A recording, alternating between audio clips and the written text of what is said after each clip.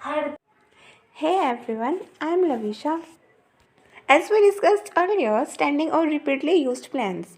Now the question is standing plans are made or to be used time and again these plans are formulated to guide managerial decisions and action on the problem which are recurring in nature. कि standing use plan कौन से plans होते हैं जो कि हमारे organisation में बनाए तो एक बार जाते हैं लेकिन उनका यूज़ बार बार होता है हमारी ऑर्गेनाइजेशन के अंदर। इन स्टैंडिंग यूज प्लान को हम रिपीटली यूज प्लान्स भी इसीलिए ही कहते हैं क्योंकि एक ऑर्गेनाइजेशन के अंदर ये बनाए एक बार जाते हैं लेकिन इनका यूज़ बार बार होता है। These plans include some plans, mission and objective, policy, procedure, rules, strategy, etc. Today we will discuss about the mission and objective only. Now the question is what is mission and what is objective? हर एक organisation के अंदर कोई ना कोई mission तो होता ही है उसका। जब भी हम कुछ भी एस्टेब्लिश करते हैं, कुछ भी कोई रीज़न हो ना उसका, ऐसा तो कोई मतलब पॉसिबल ही नहीं है ना। तो फिर हर एक ऑर्गेनाइजेशन के एस्टेब्लिश के पीछे कोई ना कोई मिशन होता है। लाइक स्कूल्स हम ओपन करते हैं किस लिए? एजुकेशन प्रोवाइड्स करने के लिए। So mission is that of a business to produce to distribute goods and services. The purpose of public works department is to construct and constructs and maintain roads. The purpose of a court is to interpret and apply laws.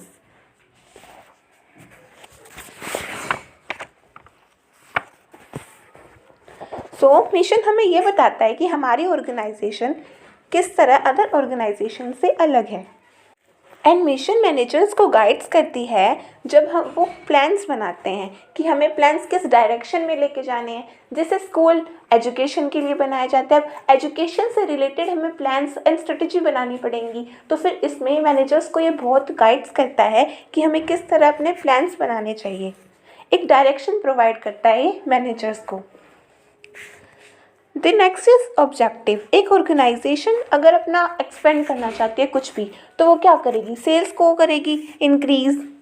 तो फिर अगर उसका sales 50% हो रहे थे लेकिन अब वो चाहती है कि हमें 150% करना है, तो फिर यही है उसका ऑब्जेक्टिव कि हमें इतना करना है। अब ये इसका ऑब्जेक्टिव प्लान है। इस प्लान में आप डिस्कस करेंगे कि आपकी ऑर्गेनाइजेशन की क्या ऑब्जेक्टिव्स रहेंगे। कभी भी प्लानिंग करते हैं तो ऑब्जेक्टिव को ध्यान में रख के करते हैं। हमारी ऑर्गेनाइजेशन को आगे चल के क्या करना है ये डिसाइड करना ही ऑब्जेक्टिव है। And all activities link to the objective. Objective एक नॉर्मल तरीके से होता क्या है? जो हमें अचीव करना है, जो हमारे कुछ भी अचीव करना हो उसे हम ऑब्जेक्टिव कहते हैं। और जो भी जितनी भी एक्टिविटीज़ हमारे ऑर्गेनाइजेशन में होगी उस जितनी भी एक्टिविटीज़ होंगी वो सारी पहले ऑब्जेक्टिव को देखेंगे कि हमें इस ऑब्जेक्टिव को अचीव करना है, इसलिए हमें ये एक्टिविटीज़ करनी है। ये एक्टिविटी परफॉर्म ही इसलिए की जा रही है ताकि हमें वो ऑब्जेक्टिव अचीव हो सके। तो फिर हमारी जितनी भी एक्टिविटीज़ होंगी वो सारी ऑब्जेक्टिव के ही डायरेक्शन में मुड़ जाएंगी।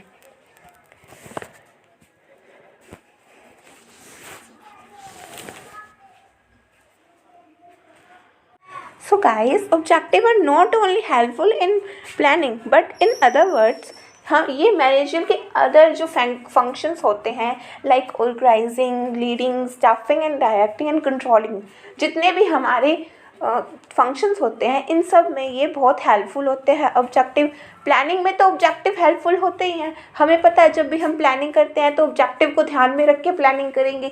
बाद में प्लानिंग के अकॉर्डिंग ही तो ऑर्गेनाइजिंग की जाएगी ना, और ऑर्गेनाइजिंग में भी ये देखेंगे कि भाई हमारा ऑब्जेक्टिव क्या है, इसलिए हम ऑर्गेनाइजिंग करेंगे, उससे रिलेटेड फिर हम स्टाफिंग करेंगे, फिर डायरेक्टिंग एंड फिर कंट्रोलिंग तो बहुत ही ज़्यादा इम्पॉर्टेंट है।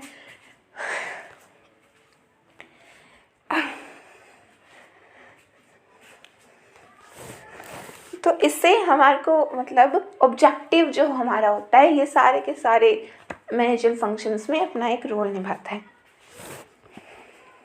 There are some characteristics of objective. First is basis of organisation.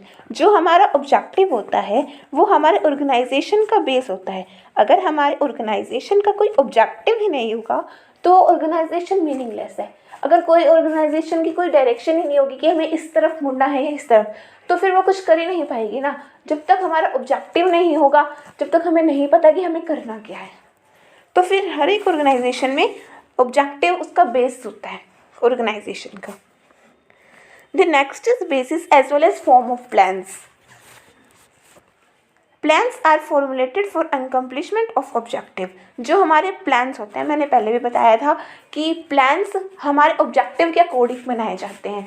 वो सारे प्लान्स इसलिए ही बनाए जाते हैं ताकि हमारा बड़ा ऑब्जेक्टिव जो है, जो मेन ऑब्जेक्टिव है, वो अचीव हो सके। Objective are the form of plans, इसलिए कहा गया है कि जो हमारा ऑब्जेक्टिव है वो प्लान्स का ही एक रूप है, एक फॉर्म है। Objective are guides the persons who are working in the organisation. Objective जो हमारे होते हैं वो उन पर्सन्स को गाइड करते हैं जो कि ऑर्गेनाइजेशन में वर्क कर रहे हैं।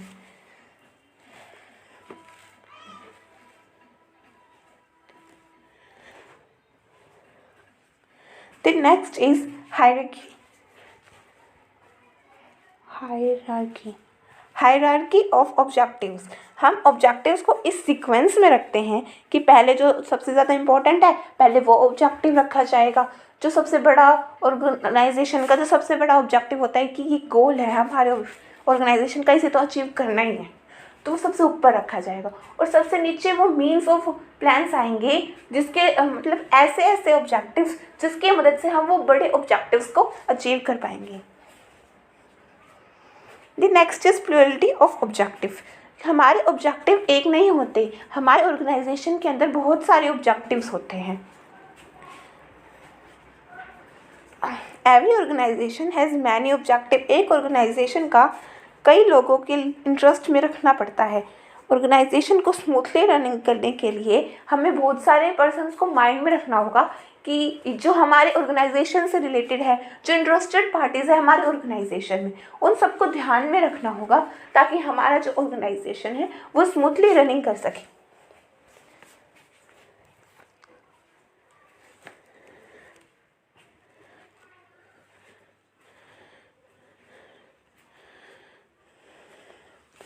The next is cooperation in organizational and individual objectives.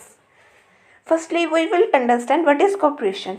Working together with somebody else to achieve something. अगर हम कुछ भी काम करते हैं एक साथ कुछ अचीव करने के लिए, तो फिर उसे हम कहते हैं कोऑपरेशन। हम कुछ एक साथ काम कर रहे हैं एकदम कोऑर्डिनेशन से, तो उसको हम कोऑपरेशन कहेंगे। हम ऑब्जेक्टिव को डिसाइड करते वक्त ऑर्गेनाइजेशनल एंड इंडिविजुअल ऑब्जेक्टिव्स को ध्यान में रखते हुए ऑब्जेक्टिव्स को सेट करते हैं। हमें एक ऑब्जेक्टिव सेट करना है तो हम इंडिविजुअल एंड ऑर्गेनाइजेशनल दोनों ऑब्जेक्टिव्स को ध्यान में रखते हुए करेंगे ताकि आगे जाके कोई भी वो लड़ाई झगड़ा ना हो सुपरवाइज़र और एम्प्लॉयज़ के बीच। तो फिर हमें ऑब्जेक्टिव भी इस तरह सेट करना चाहिए and it helps in coordination between the supervisor और द एम्प्लॉयज़।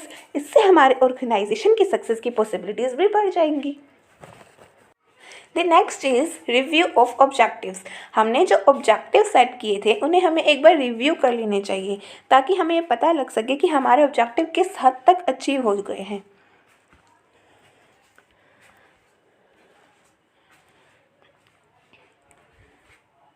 अगर रिजल्ट्स अनफेवरेबल है तो हमें कुछ ऐसे कदम उठाने चाहिए जिससे कि हम उन सभी जो वेरीज जो हमारी आई हैं उनको हम ठीक कर सके और आगे ठीक से चल पाएँ और एक ऑब्जेक्टिव को अचीव कर सके, हमारे ऑब्जेक्टिव डायरेक्शन में आ जाए और अगर ज़रूरत पड़े तो उन ऑब्जेक्टिव को हम चेंज भी कर लें। द नेक्स्ट इज इम्पोर्टेंस और नीड और एडवांटेजेस ऑफ ऑब्जेक्टिव डिटर्मिनेशन। इसमें ही कह रहे हैं कि ऑब्जेक्टिव्स को मेंटेन करना क्यों इम्पोर्टेंट है, हमें ऑब्जेक्टिव क्यों बनाना चाहिए एक ऑर्गेनाइजेशन के अंदर। हाँ, this points are should be cleared out.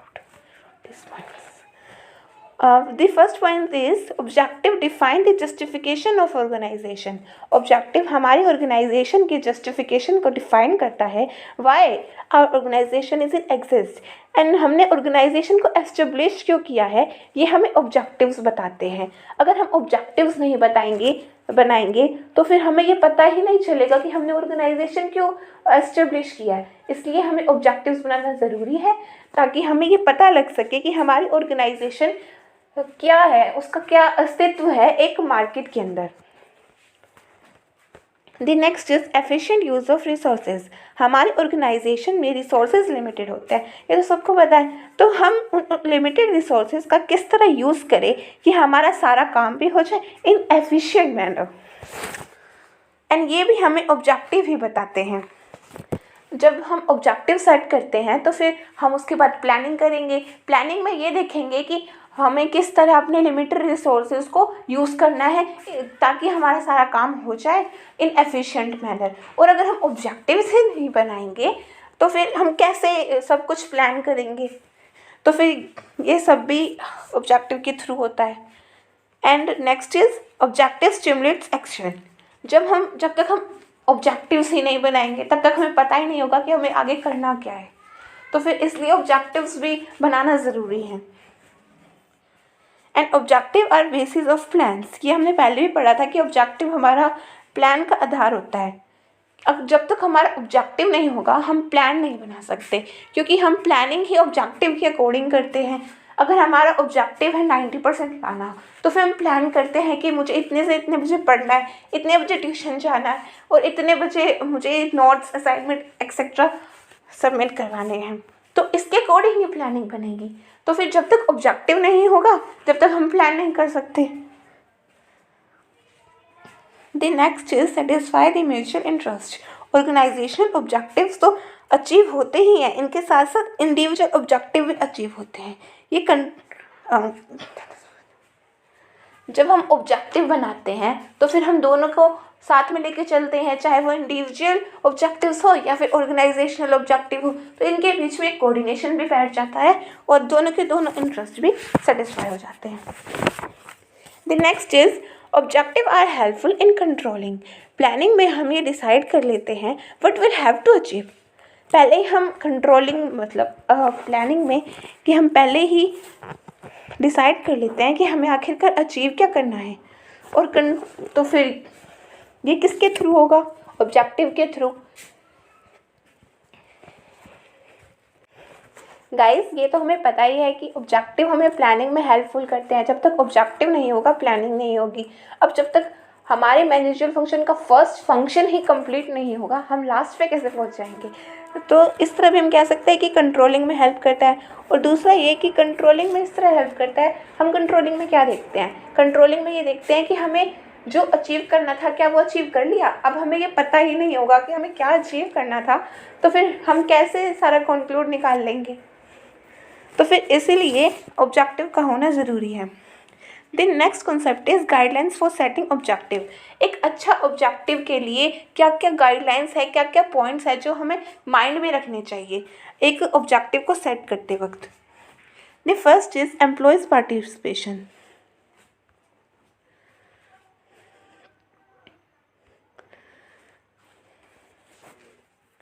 सबसे पहले हम ये देखेंगे कि एम्प्लॉय फुली पार्टिसिपेट करें। अगर एम्प्लॉय फुली पार्टिसिपेट करेंगे तो उनको छोटी छोटी गड़बड़ के बारे में पता चलेगा। हम एम्प्लॉय से पूछ सकते हैं कि भाई क्या गड़बड़ है हमें बताओ, हम उसी तरह ऑब्जेक्टिव्स को सेट करें। क्योंकि वो वर्क के साथ डायरेक्टली लिंक्ड है और उन्हें पता है कि क्या कमियां हैं, इसी अकॉर्डिंग वो हमें बता पाएंगे और इसके अकॉर्डिंग हम ऑब्जेक्टिव सेट कर सकते हैं। तो फिर इसमें ये पॉइंट हमें याद रखना होगा कि एम्प्लॉयज़ को हम हर जगह पार्टिसिपेट करने दें। The next one is objective should be realistic. Realistic means जिसको हम अचीव कर सकें। हमारा ऑब्जेक्टिव ऐसा होना चाहिए कि जिसको हम अचीव कर सकें। जिसको हम अचीव ही नहीं कर सकते उसको मतलब करने का कोई फ़ायदा नहीं है ना ऑब्जेक्टिव सेट करने का, जिसको हम अचीव ही नहीं कर सकते। इससे सिर्फ हमें डीमोटिवेटेड मिलेंगे, उसका कुछ नहीं मिलेगा। अगला है all objective should support the main objective. अब जब हम छोटे छोटे ऑब्जेक्टिव्स बनाते हैं तो फिर हमें उसके मेन ऑब्जेक्टिव के सपोर्ट में बनाना चाहिए। जैसे कि पहले भी बताया था कि एक जो ऑब्जेक्टिव होता है वो सबसे ऊपर रखा जाता है और जो सबसे नीचे वाले ऑब्जेक्टिव्स होते हैं वो सारे के सारे मीन्स होते हैं उस ऑब्जेक्टिव को अचीव करने के लिए। तो फिर हमें ये ध्यान में रखना चाहिए छोटे छोटे ऑब्जेक्टिव्स को भी सेट करते वक्त कि वो जो मेन ऑब्जेक्टिव है उसको सपोर्ट करते हो। The next one is the numbers of objectives should be less.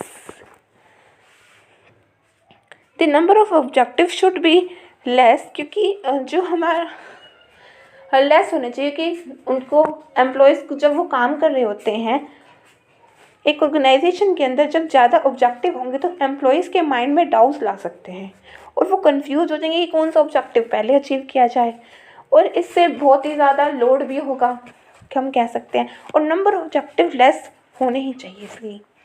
And next is objective should be measurable. Objective को मेजर किया जा सकता है, ऑब्जेक्टिव को मेजर किया जाना चाहिए। मतलब फॉर एग्जांपल कि हमें 90% लाने हैं, अब हमें इस ऑब्जेक्टिव को अचीव करना है। पूरे ईयर में हम कैसे उसको मतलब मेजर कर सकते हैं कि वो अचीव हो रहा है कि नहीं हो रहा।